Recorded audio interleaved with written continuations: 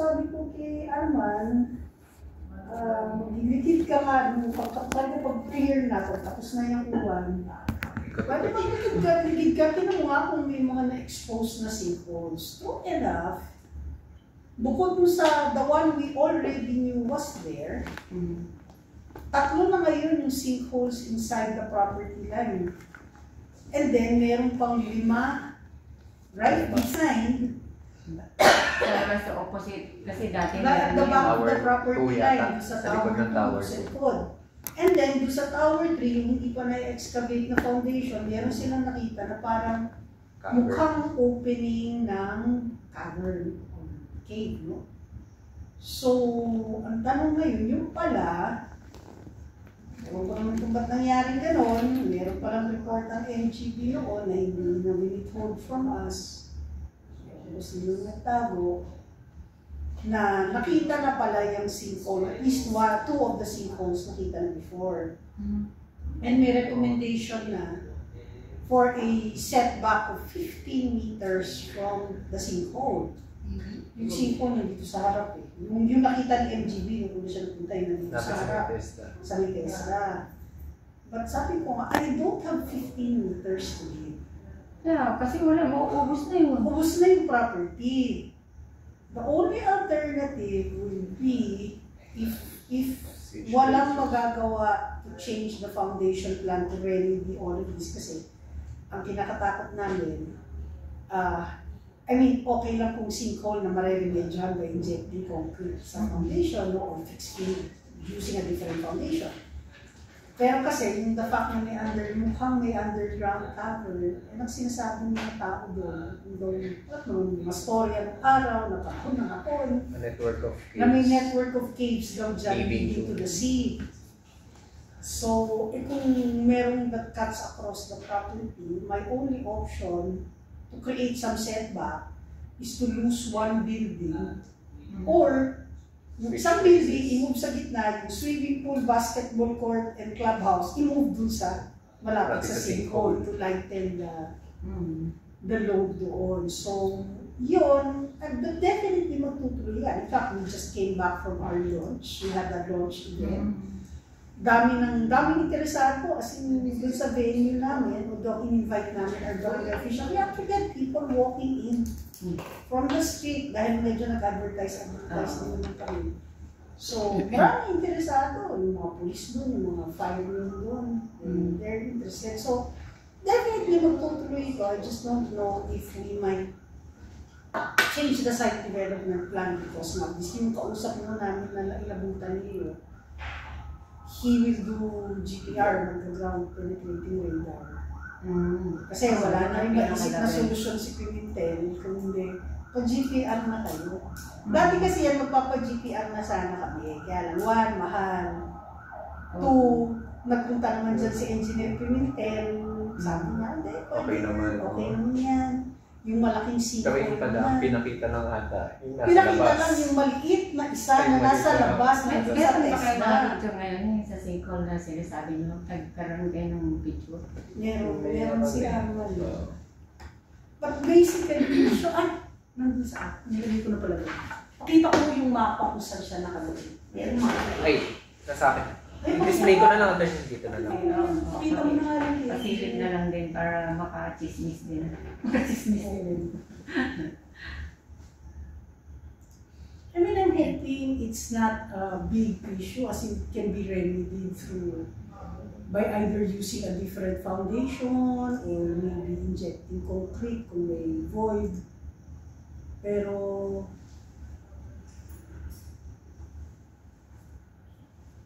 ano ba sabi ni Engineer Pimentel? Kasi ang gusto niya magpa-GPR. Before, ang gusto nila magpa-GPR. Dati kasi, nung nagpunta siya, it was summer.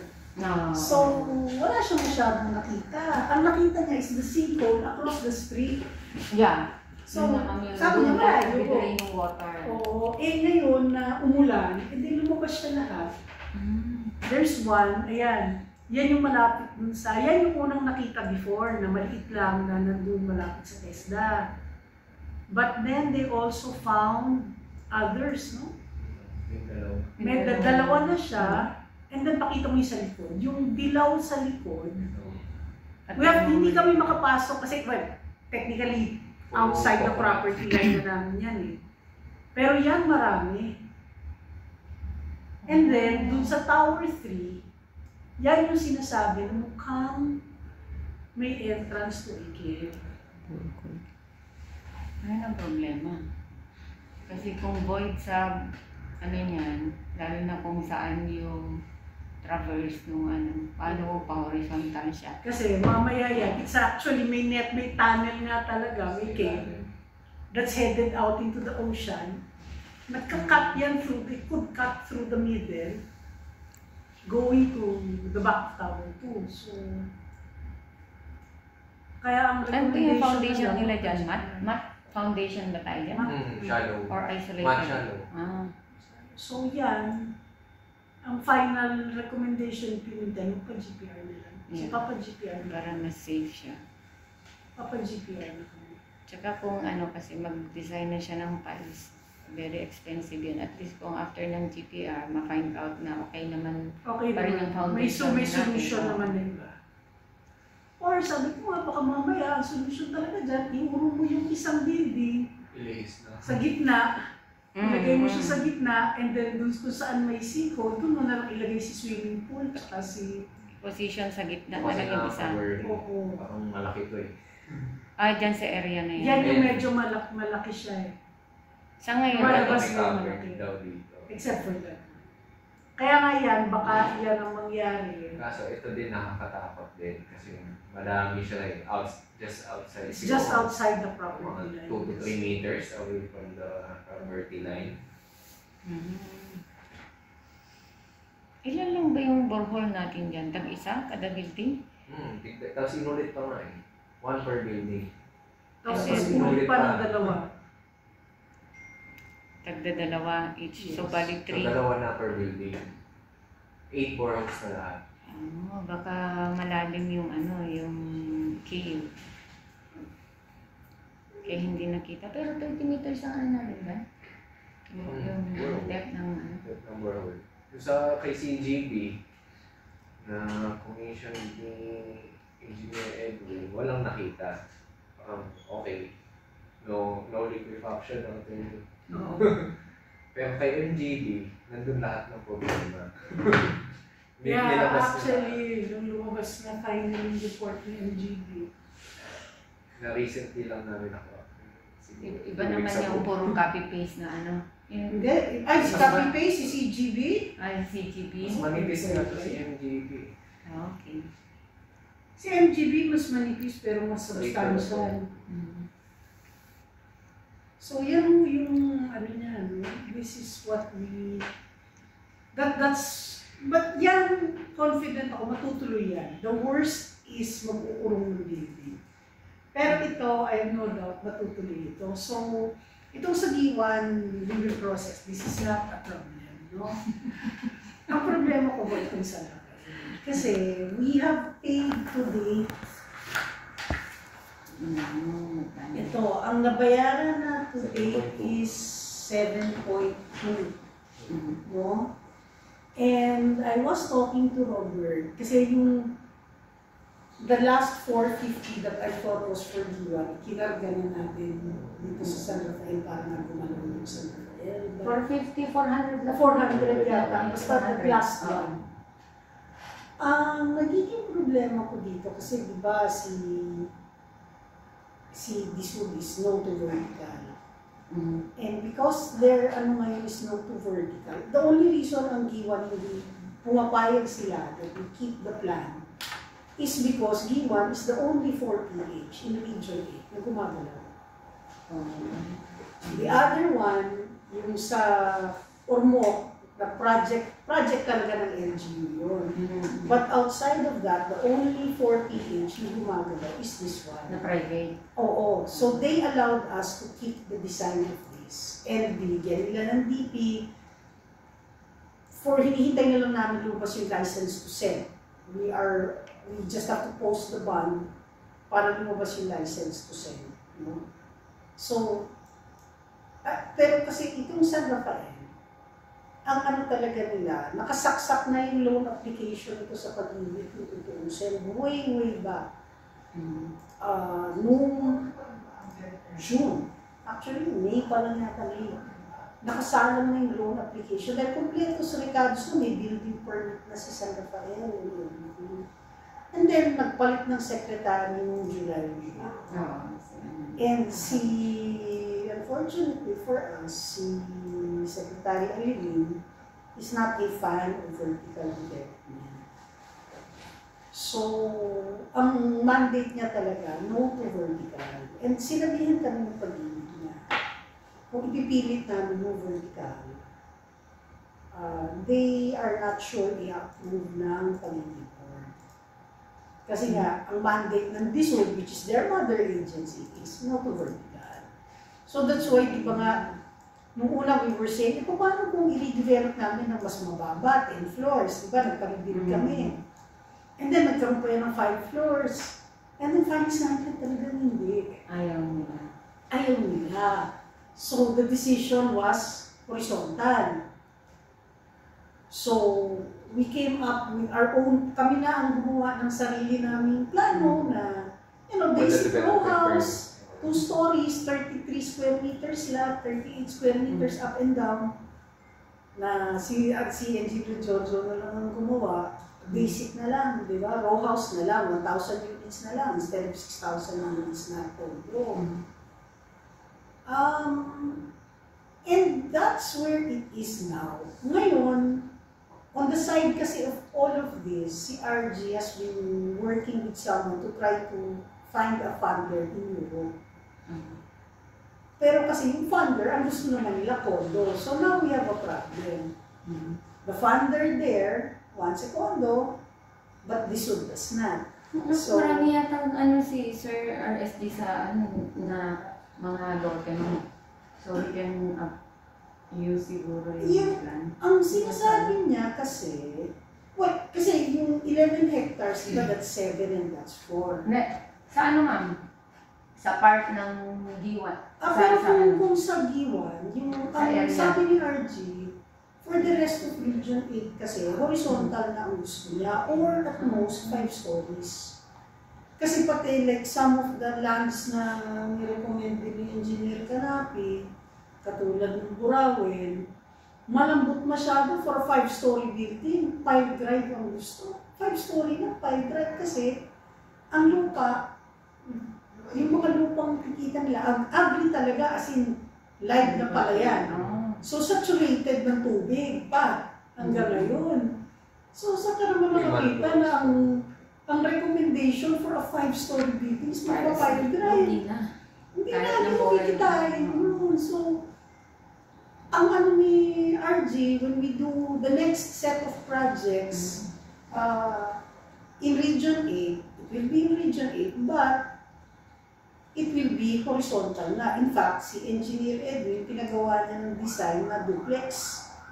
Meron si Engineer Edwin na, ewan ko, saan na kinuha yung design na yun, kasi panggaling din sa iba na duplex. Row house pero duplex, parang apat. Yung sa self-affirmation. Dalawa tama man kung duplex. Meron siyang duplex, meron siyang row house. So, meron siyang mga pinopropose. And it's now no longer going to be for PH, but commercial subdivision. So, totally different na yung kaya na maganda yung finishes, no?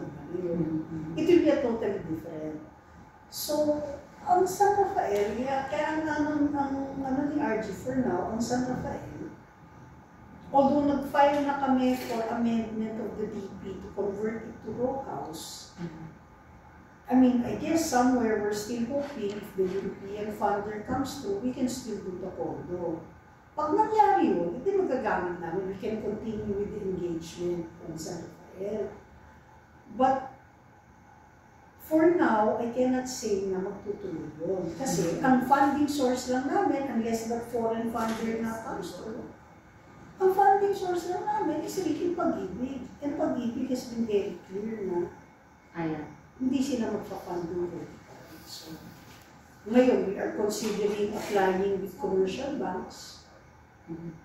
Mag-uusap pa kami ulit ni RG kasi ano ba talaga. Kasi siyempre siya, na-attract siya dun sa condo dahil I guess as a European, someone from the city, okay ang condo sa kanya. Pero kasi pag tinanong mo din si LGU San Rafael, si San Rafael, ang gusto niya, 5 stories. Diba? May sarili housing project ngayon si LGU San Rafael. 5 stories 5 or lower. stories lang. 2 buildings, 5 stories. Mababa. Parang tenement lang. Hindi, ibig sabihin pala, inunahan na kayo ng LGU. May pera si LGU. Wala. We are trying to get a loan from Pag-ibig na ayaw Punta na sa kanya lahat yung mga yung mga client, yung mga take. Ano naman, actually, maraming kliyente. We know that naman. And not just from San Rafael. Yeah, maraming. Ang kliyente naman dyan is from the neighboring areas. Bawe, lalo na yung mga binabaha. Bawe, Maliwa, yung mga katabi namin na puro binabaha, nasa by some blessing, si San Rafael ay hindi binabaha. So, I cannot say that we will be able to use the design for San Rafael, which is why ang instructions ni RG, binigay sa inyo, is to stop further design work, further payment. But that was a decision that he made. Nito na lang talagang sinabi ni Pag-ibig na sabi ko, mabait, sabi mo, yung sinabi ni Pag-ibig yan, may building permit na kami. May building na kami. Actually, ang dami na namin nabayad na fees, kay Lisud, kay Pag-ibig. Nakakasama siya talaga. Nakasalang na yung loan application sa DPP, nakasalang na yung loan application sa Pag-ibig. But we had to withdraw it dahil sinabi talaga ni Pag-ibig. So yun ang nagiging ano ko, hindi ko talaga makonvince si RG to do anything more with your building sa San Rafael. I think lang though, if you give it a while and the situation becomes clear with the funder, kasi kung matutuloy yung foreign funding for the condo, ang sabi ni RG, that might be in Fed pa. So we will know in Feb where it will really go. But in the meantime, kasi nakikipag-usap kami sa Pag-ibig na row house. Kasi kung ano talaga, kasi kung Pag-ibig lang talaga ang source, it has to be susunod ka sa gusto ng Pag-ibig at mismo. So that's my situation. I have shown Robert your last billing, the contract. Ang sabi ko talaga, sabi niya talaga, we cannot proceed sa San Rafael until the situation is much clearer. So, sigiwan ka mo din. Sa San Rafael, wala kasi talaga, I have tried. I talked to Robert. Okay lang din naman, ma'am, as long as for the meantime, meron lang kami pang sa office at saka yung... Giwan mo na ang sili ninyo. Yun lang din naman. Pour into it, no? And kasi if there will be some changes arising out of the results of the GPR, makakapag-build kayo ng additional if there are design changes to that.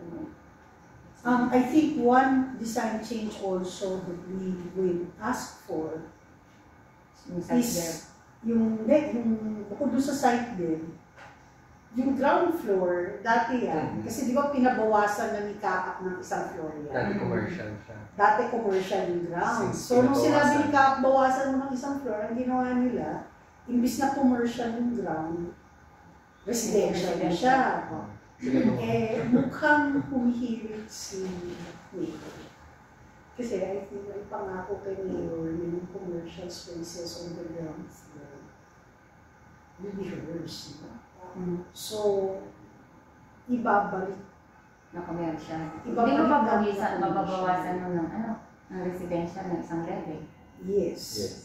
At least for 1 or 2 buildings. At least for the first building, definitely magiging commercial yung ground floor. But kasi, 4 na building yan, isang hektarya lang yan, how many laundries and internet cafes and do you really need? And convenience stores do you really need, diba? Parang hindi din realistic na lahat ng 4 na building may sariling commercial.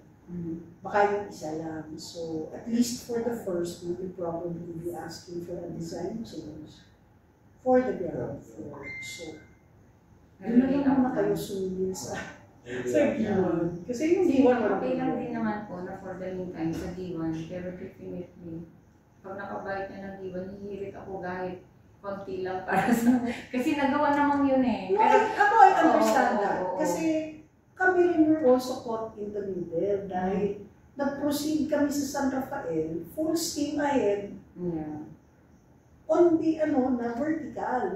Kaya nga, may building permit na kami, may ECC na kami, may BP na kami, nakapagbayad na kami ng fee ng development permit. Ang laki-laki ng binayad namin. Inassume na talaga namin. Pagtutuloy-tuloy. Nakasama naman kasi talagang original yung sa expect ko mas mauuna yung San Rafael. Rafael. Dalawang loan application, actually 3 loan application yung nakasalang, Land Bank, DBP, and PagP. We have to withdraw Land Bank dahil si Land Bank aside, hindi daw sila magpapautang sa 4PH. Sige. Si DBP nakasalang na sana kasi kahit pa paano si DBP nagpautang kay Dry Homes eh. So, interesado si DBP. And then si Pag-ibig, nandun na lahat ng documents. Tapos biglang change si Owen. Sana si Owen na lang at least man lang kahit mga 5 years.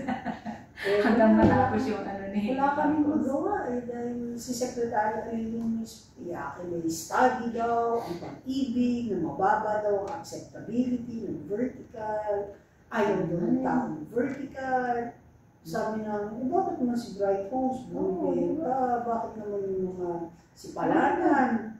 Sabi namin, sa mga private ma'am, na developer, lahat mabebenta yung mga nila. Hindi nga, pero ang problema kasi, kung sinabi ni Bisud na ng vertical, si Pag-ibig, hindi rin nakakautan. Hindi ba pwedeng i-develop niya lang as private ma'am? Kaya lang, we have to apply with the commercial bank. Kaya nga ang ginagawa na natin ngayon, kasi Pag-ibig, isa lang tatanggapin niyang market study, bigyan mo siya ng BCF. Kaya nga kay D1, kasi ang ginawa nila Kanapit sa ni LGU, nagpa-survey lang sila. Ayaw tanggapin ng Pag-ibig. So talagang kaya kami nag-event to collect yung buyer's confirmation form para ma-encourage sila mag-fill at mag-sign up. So yung form ng Pag-ibig, distribute talaga namin dun sa Jeep. So nag-fill up sila. So at least nabuo namin yung 230, actually more, 260 plus. Tapos mayroon pa may sasabihin. Kasi maganda kasi yung amenities at the same time, wala pang ganun. Wala pang ganun sa D1. So maraming interesado. So si D1, hindi ako masyadong very, very warm yung reception for the event that we had noong weekend. Very eager. Tsaka very supportive kasi si LGU, very supportive si Pag-ibig doon. In fact, yung pagtaga-Pag-ibig Cebu, nagpunta ka doon, para lang may salita about it. So happy kami kay D1 for the support and at least yung buyers. Kung si San Rafael, magpapa-market study, magpapa-third party market study ako para makapag-apply ako sa commercial bank to say na may nagpa-feasibility study kami, yung market survey kami. Meron talagang demand. Kasi pag si Bisudan tinanong mo, ay walang demand for vertical. Pagka meron kayong study nun at may ipakita nyo, pwede ipakita. Kasi ang hirap po, paano mo papaniwalain si bangko, si BDO, or security bank, paano mo papaniwalain yung bangko kung si Bisud mismo, na project niya ang 48, siya hindi naniniwala na may demand. So yan ang nagiging dilemma ko. Kaya mauuna talaga si D1 guys. Plus si D1 lang talaga, the only kicker was biglang 5 Actually, pero maganda na yung habang maaga. Kasi mas mahirap yung nakapag-construct na tayo later on. Tapos biglang meron sila papagsak yun. Kasi maraming ganyan na problema sa akin. Ewan ko kung pakita nga yung conditional site. Kasi one of the things that were also... Yung pa ba nakita? Hindi kasi diba, yung namin, hindi pa man. Kasi hindi pa ako nag-site inspection yet. Dapat makita mo kasi as a designer, kailangan punta. Dapat pinuntahan niyo po kasi tignan niyo pati yung condition ng site. Makita mo yung Ang nakikita ko lang yan, yung ano dati ni Sir Carlos. Puro bato. As in, yan, nakita niyo yung malaking pile ng bato. Galing na dun sa... And ano na yan, na-crush na yan. That yung original niya, nung hinukay ng backhoe, Yan, tsaka yan. hindi mo mayakap ang bato sa sobrang laki. Lalaki. Oh. You cannot, boulders talaga. Ayan, crinash na lang yan. Pero ito, ano hindi lalaki? siya yung rock na solid. Limestone, Parang very oo. porous. Butas-butas. Kaya nga yun ang ano. Ano ba dati yan? Baka naman part ng scene na yan before. Yun ang sinasabi ng mga tao doon. Kasi Na based nung lang sa araw ano daw, niya, oh. oo, nung araw daw, eh, may tunnel dyan that leads to the sea. Lalo na yung ito, yung nakita namin ni attorney.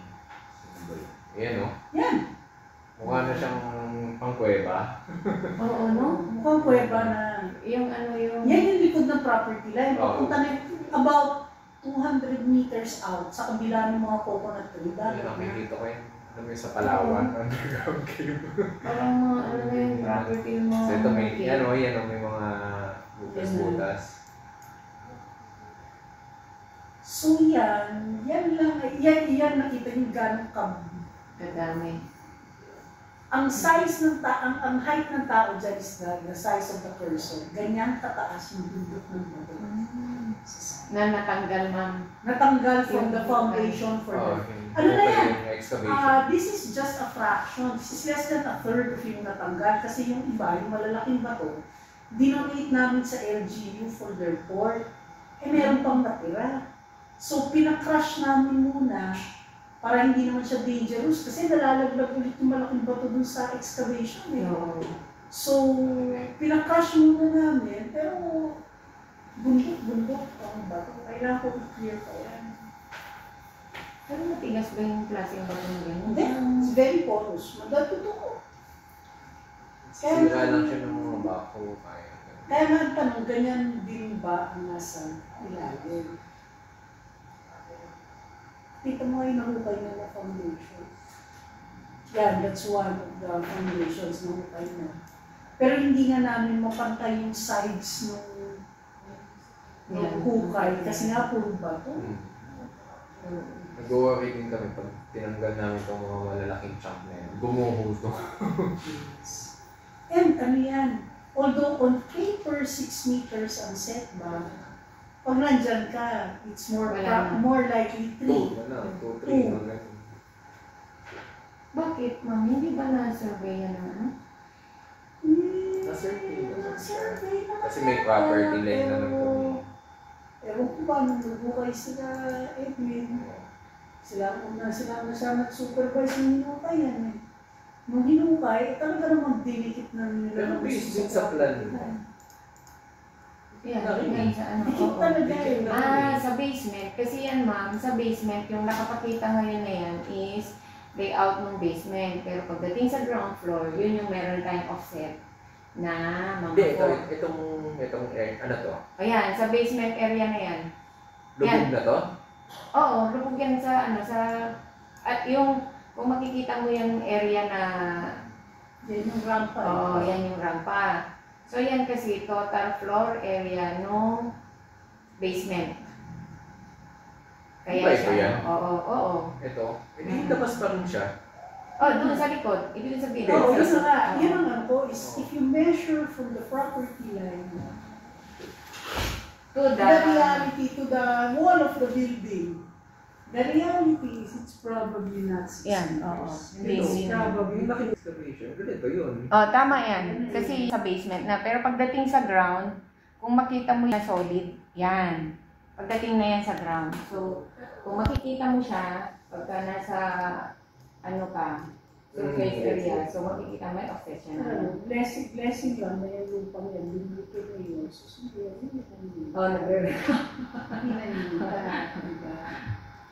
Pero, yan ang aming problema. You should see the side. Kasi there might, kung mag-a-adjust Ito, mo, lalaki. Ito, laki na. sasama ka namin, ma'am, tignan mo yung side. Basta pamasehean mo ako. Kaya lang magtsatsaga kayo sa biyahe kasi ang Tacloban to Bimag. Oo na. Sanay naman ako sa biyahe. Wow. Totoo yan. Kami, tsaka ubus talaga yung first day mo, ubus mo sa biyahe. Yung last day mo, ubus mo sa biyahe. Kaya tinawag yan yung character ng biyahe. Ang lalaki ng ano. Puro bato. Ang lalaki Pag kinuha yan. mo to, bubuhog yan. Ano siguro na tawag ko dito yung ano yung ganyan no? Yung ERP. yung sa yung Ako? hindi mo yung isa Demolition? jackhammer. Ah, Ganun, para at least hindi siya kasi pagka once na bako ang gamitin mo dyan, talagang mabubuti niya lahat. Kailangan ng jackhammer na. Yeah, sabi nga ng Geo consultant namin, once na pag ganyan, dinusturb mo, possible na gagalaw din.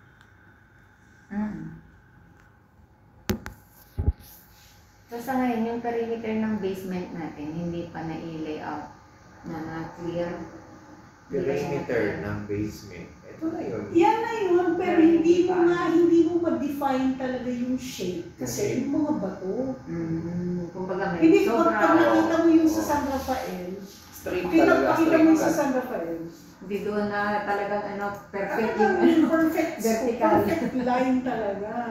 Ito hindi mo maano. ang advantage lang nito ma'am, hindi na masyadong mag-aano yung, di ba yung basement natin, usually kasi yung basement wall is dinidesign as retaining wall.